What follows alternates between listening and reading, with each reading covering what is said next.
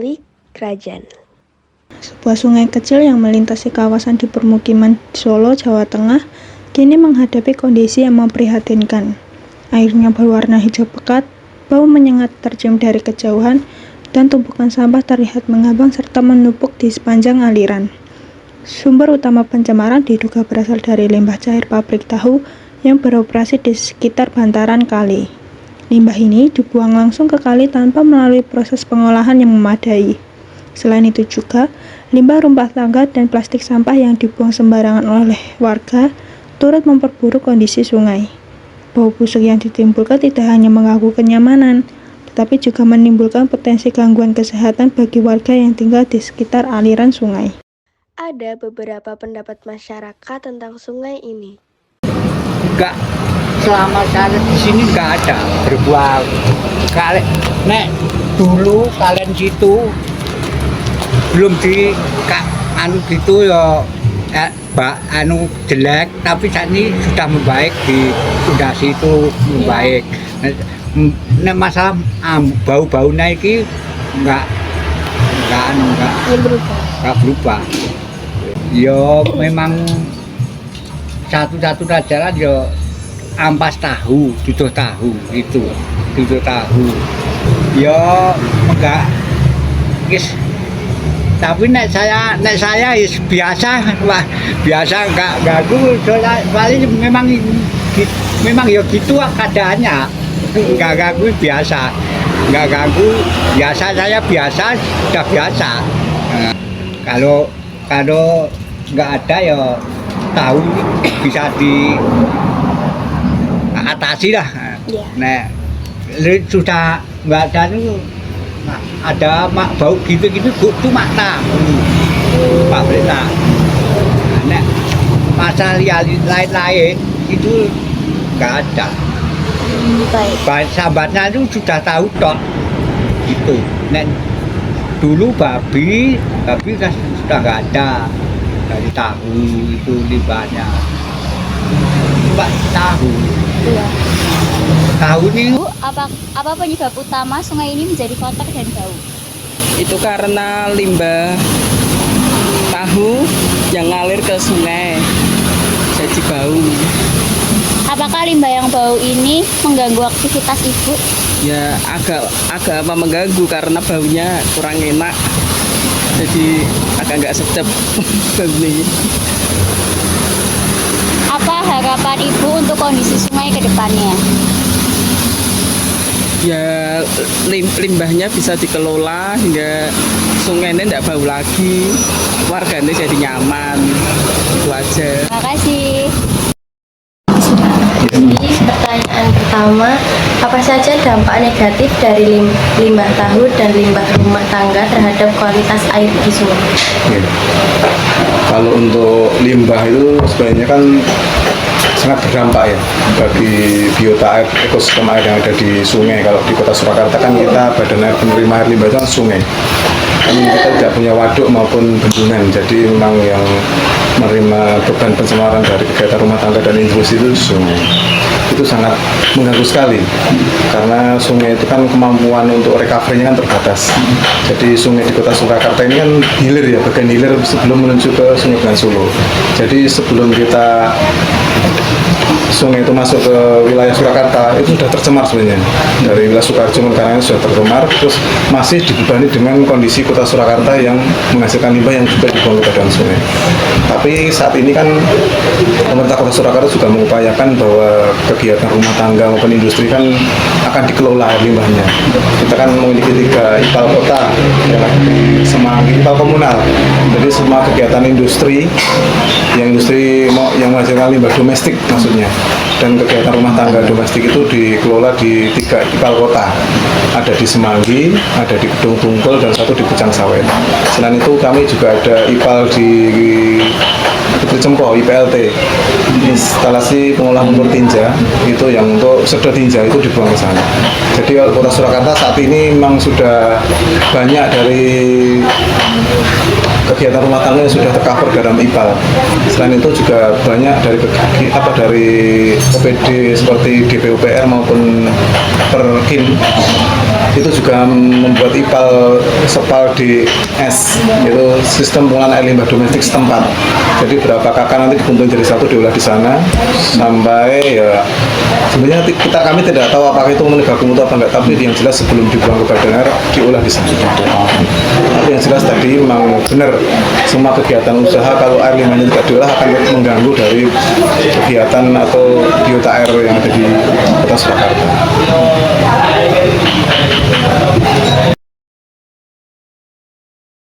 Itu kalau air limbahnya tidak diolah. Karena limbah tahu dan limbah rumah tangga dapat merusak ekosistem sungai. Ya, karena kan memang limbah tahu itu kan secara kandungannya kan mengandung BOD, COD yang di atas baku mutu yang ditetapkan. Ya kan? Kalau di Kota Surakarta itu kan banyak kegiatan tahu tempe, ada di Kampung Kerajaan, Kampung Kujang Sawit, dan di sebagian di Sumber. Itu kalau air limbahnya tidak diolah melalui teknologi yang tepat guna, itu akan menimbulkan pencemaran di biota air. Nanti akan mengubah warna, terus akan menimbulkan lumut, yang di situ akan menimbulkan bau dan dipandang juga nggak elok ya. Seperti itu. Kalau limbah rumah tangga jelas itu juga sangat mengganggu sekali, walaupun tidak separah limbah dari tahu tempe, tapi limbah domestik dari kegiatan rumah tangga juga perlu diatasi juga. Kan selama ini banyak yang memakai septic tank kalau untuk rumah tangga yang belum tersalurkan ke Perumda itu, tapi itu sebenarnya septic tank itu juga ada kendalanya juga, karena septic tank itu kalau sistem di Surakarta masih menggunakan sistem peresapan. Jadi di sana banyak ditemukan air tanah itu tercemar bakteri coli ya, coliform. Itu karena ya dari tadi cemaran dari resapan septic tank itu, di peresapannya itu kan dia ada coli yang bergerak ke tanah sehingga masuk ke perairan air bersih. Jadi itu yang mencemari air tanah di Kota Surakarta. Karena di Surakarta ini kan pemukimannya sangat padat sekali, 11.000 per kilometer persegi, terpadat di se-Jawa Tengah di Surakarta itu, bahkan Semarang kalah. Walaupun secara wilayah sempit cuma 46 km persegi, tapi secara penduduk Kota Surakarta itu full, paling padat se-Jawa Tengah. Tadi makanya ada imbasnya di air tanah tadi, karena memang banyak air sumur dan septic tank itu letaknya berdekatan karena saking padatnya tadi. Yang dulu ada jarak 10 meter ya antara jamban sama septic tank sama sumur, karena saking padatnya jadi jarak itu tidak bisa dilaksanakan atau diterapkan di lapangan. Apa saja yang bisa dilakukan masyarakat untuk mengurangi pencemaran sungai akibat limbah rumah tangga? Oke. Sebenarnya kalau tadi ini kan di Surakarta ini sebenarnya kan sudah disediakan instalasi sistem sanitasi perkotaan. Jangan tahu yang ada di jalan-jalan itu yang ada manhole tulisannya sanitasi kota itu. aku atau apa? Iya. Itu sebenarnya itu jaringan air limbah. Itu yang difungsikan untuk masyarakat Kota Surakarta untuk bisa mulai air limbahnya di sana. Jadi di Surakarta ini dilarang untuk buang air besar sembarangan atau langsung dibuang ke badan air, tidak diolah di septic tank. Bahkan septic tank sekarang itu harus dikuras juga. Jadi septic tank itu harus kedap sebenarnya, tidak ada yang boleh diresapkan. Cuma kadang kan kalau tidak diresapkan kan 1 bulan akan penuh, makanya itu juga menjadi kendala. Tapi sebenarnya yang paling bagus tadi itu disambungkan dengan jaringan interseptor kota tadi, nanti diolah di IPLT IPAL yang ada di Kota Surakarta yang tadi 3 titik sebarannya tadi. Gitu. Jadi memang kalau kesadaran masyarakat Kota Surakarta sendiri sebenarnya sudah bagus untuk mau mengelola air limbahnya ke Perumda, walaupun dikenakan biaya setiap bulan berapa ya, 10.000 ya, 5 sampai 10 ribu, tapi mereka mau. Selain itu juga di Kerajaan juga ada IPAL komunal domestik untuk kegiatan rumah tangga. Dia diolah sendiri tadi, IPAL DS tadi, sistem pengolahan air limbah domestik sementara itu dia beberapa kakak dikumpulkan jadi satu diolah di sana. Nanti mereka iuran setiap bulannya kemarin 5.000 ya kayak Pak Saryanto ya. Nanti buat maintenance itu tadi, perawatan IPAL tadi. Nanti biar bisa berkesinambungan dan bisa mengolah limbah sehingga memenuhi baku mutu yang ditetapkan. Mungkin izin menambahkan Mas. Iya, silakan. Kalau misal itu yang tersedia dengan jaringan pipa sanitasi. Nah, tapi kalau bagi mereka yang saat ini di wilayahnya belum tersedia jaringan pipa sanitasi, Itu kami dari pemerintah kota melalui dinas permukiman ataupun dinas pekerjaan dan tata ruang itu membuatkan spal WS seperti yang diterangkan oleh Pak Arif tadi. Jadi dibuatkan IPAL komunal setempat. Itu bagi mereka yang belum tersambung ke sanitasi IPAL komunal. Itu kan memang jaringannya kan memang saat ini kan juga masih dalam proses pengembangan juga, belum merata. Nah, bagi yang belum merata, usahanya adalah seperti itu, adanya dengan IPAL SPAL DS atau sistem pengelolaan air limbah setempat seperti itu. Karena juga ada ini ya perbedaan elevasi. Dan elevasi. Ya, kadang elevasi sumber air limbah lebih rendah daripada IPAL-nya. Jadi itu juga nggak bisa disalurkan ke jaringan infrastruktur kota. Terus bikin SPAL DS.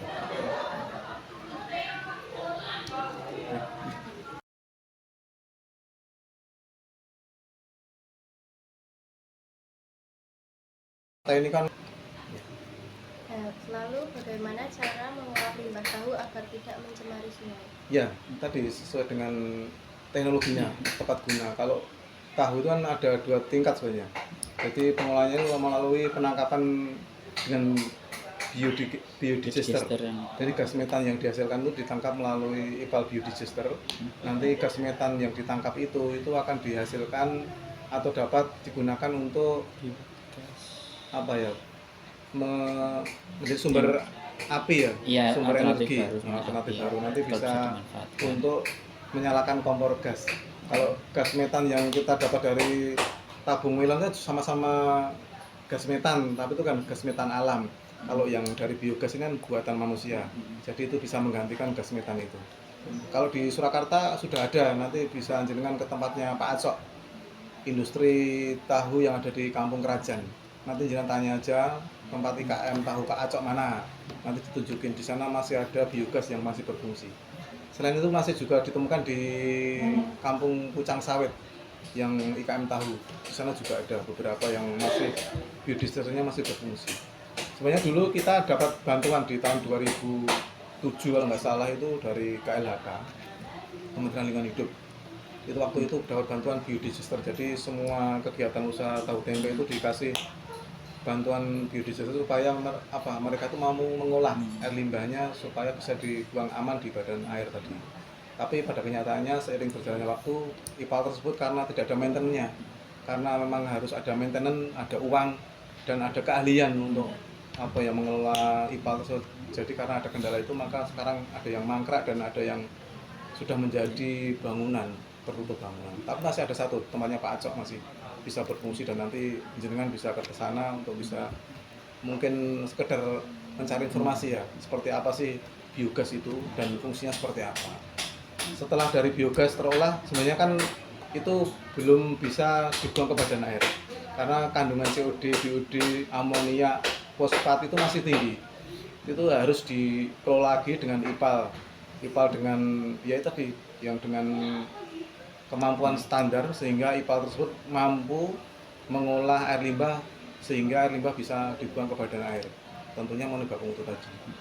Nah, IPAL apa yang dimaksudkan? Tadi ada IPAL itu kan ada secara fisika, secara biologi dan secara kimia.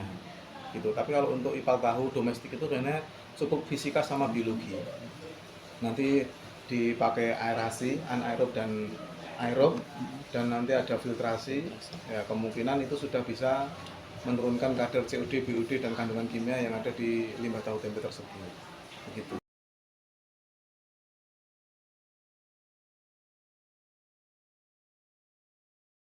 Apa peran pemerintah dalam mengatasi masalah pencemaran sungai oleh limbah tahu dan limbah rumah tangga? Sebenarnya kalau untuk IKM itu kan kegiatan kecil menengah ya. Itu sebenarnya di dalam perundang-undangannya di P68 Peraturan Menteri Lingkungan Hidup dan Kehutanan P68 itu bahwa kegiatan usaha itu difasilitasi negara atau pemerintah untuk mengelola limbah ini. Jadi memang sebenarnya pemerintah juga mempunyai kewajiban untuk melakukan bantuan terhadap kegiatan rumah tangga atau IKM yang menghasilkan air limbah, entah itu batik maupun tahu tempe. Dan tadi sudah saya terangkan di awal bahwa pemerintah sudah mengupayakan itu. Kita sudah ada biogas tadi yang bantuan dari pemerintah itu sudah ada, terus batik juga ada.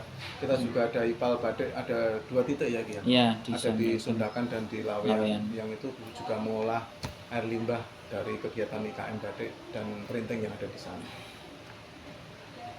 Selain itu kita juga sebenarnya juga ada pengawasan pembinaan kepada pelaku usaha bahwa untuk air limbah itu memang jangan langsung dibuang ke badan air, tapi ya diolah atau dimanfaatkan, reuse recycle itu juga kita canangkan kita untuk setiap kegiatan IKM itu supaya produksi bersih, jadi penggunaan air yang sehemat-hematnya dan menghasilkan produksi yang sebesar-besarnya. Menambahkan Mas Arif, Iya. mungkin terkait dengan itu pemerintah juga kita selalu mensosialisasikan keterkaitan dengan pengendalian pencemaran itu yang selalu kita lakukan di awal tahun. Jadi setiap tahun setiap pelaku usaha, terus kemudian baik dari rumah sakit, hotel dan lain sebagainya, mereka juga termasuk penyumbang limbah domestik. Nah itu setiap tahun kita sosialisasikan bagaimana proses mengolah air limbah itu agar tidak mencemari lingkungan itu tadi, sesuai dengan peraturan yang berlaku.